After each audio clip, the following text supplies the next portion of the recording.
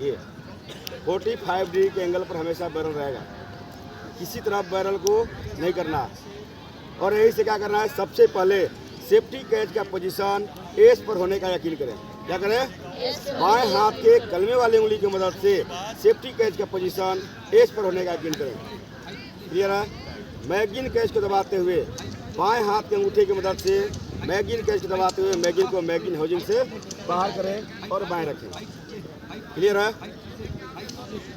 सबसे पहले निरीक्षण की कार्रवाई में ध्यान देना है कि सेफ्टी कैच का पोजीशन ए से फायर पोजीशन करें, यानी नीचे करें, आर पकड़ें और राइफल को अंगूठे की मदद से कॉक करें और HOC लगाएं। होल्डिंग ओपनिंग कैच को लगाएं। ये नीचे है, मेरा अंगुली फ्री है, हम लगा दिए। और एजेक्शन शोल्डर के रास्ते चेंबर का मुलाहिजा करें। मेरा राइफल बिल्कुल खाली है, चेंबर में राउंड नहीं है। चाल पुर्जा को एक ही जगह पर छोड़ें, आगे जाने दें। सुरक्षित दिशा में रखते हुए ट्रिगर को प्रेस करें। पुनः सेफ्टी कैच का पोजीशन एस पर करें। ये हुआ निरीक्षण की कार्रवाई। क्या हुआ? भूमि राइफल खड़ा हो। क्लियर है? अब ऐसा होता है, दिखाए गए तरीके से राइफल को खोल दो। ड्रिलिंग पोजीशन में ध्यान दिलवाते बातें, दाहिना रान घुटना जमीन पर, रान से बट सटा हुआ। ऐसे एक ही झटके में उठाएं, दाहिने पर पिस्टल पर, बाएं हाथ फ्रंट साइड पर। क्लियर है?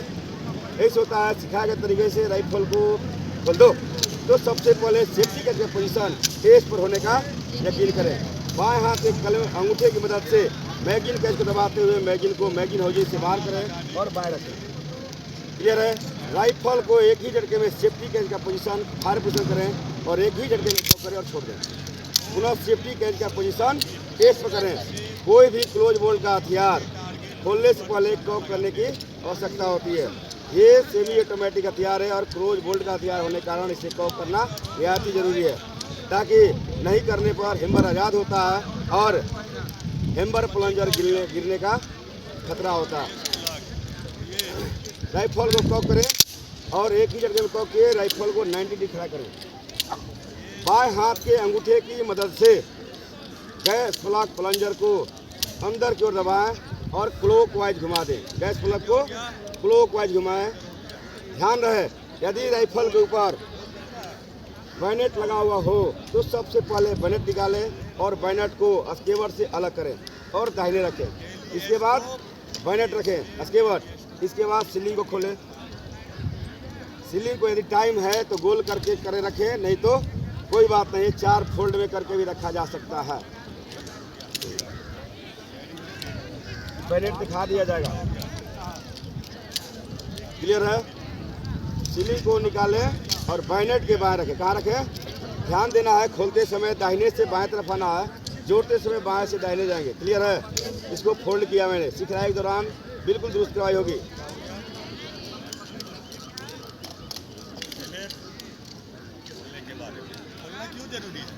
क्लियर है? दाहिने रखें। इसके बाद गैस प्लग प्लंजर को अंदर दबाते हुए गैस प्लग को एंटी क्लॉकवाइज नहीं, कितने क्लॉकवाइज यानी घड़ी के उल्टे भी घुमाएं और निकालें। गैस प्लग को सीलिंग के बाहर रखें। इसके बाद सिलेंडर से गैस सिलेंडर से पिस्टन रड को निकालें। पिस्टन रड से पिस्टन सीलिंग को घुमाते हुए, ना कि खींचना है, घुमाते हुए बाहर निकालें और इसके बाहर रख दें। इसके बाद पिस्टन रड रख दें। राइफल को बाहर रन पर ले जाएं। बाएं हाथ के अंगूठे की मदद से बट बॉडी लॉकिंग कैच को नीचे की तरफ ढकेलें, यानी बट तरफ ढकेलें। राइफल खुल गया। इसके बाद राइफल से क्या निकला? सबसे पहले receiver cover, body receiver cover को इसके बाहर रखें। इसके बाद राइफल को नीचे रखें, स्लाइड यानी चाल पुर्जा को पीछे लाएं। स्लाइड से राइफल को बाएं हाथ से सपोर्ट करते हुए स्लाइड यानी चाल पुर्जे को अपने हथेली पर रखें। ध्यान देना, बट टीप का जो रिटर्निंग रड है वो अपने तरफ हो। इस प्रकार से कलमे वाली उंगली अंगूठे की मदद से बाहर निकालें और रिसीवर कवर के बाहर रख दें। इसके बाद स्लाइड रख दें। राइफल को इस प्रकार से नीचे से पकड़ें और लॉक कर दें। ये हुआ ड्रेसिंग। क्लियर है? और यहाँ से हो जा, खड़े हो जा। कोई डाउट?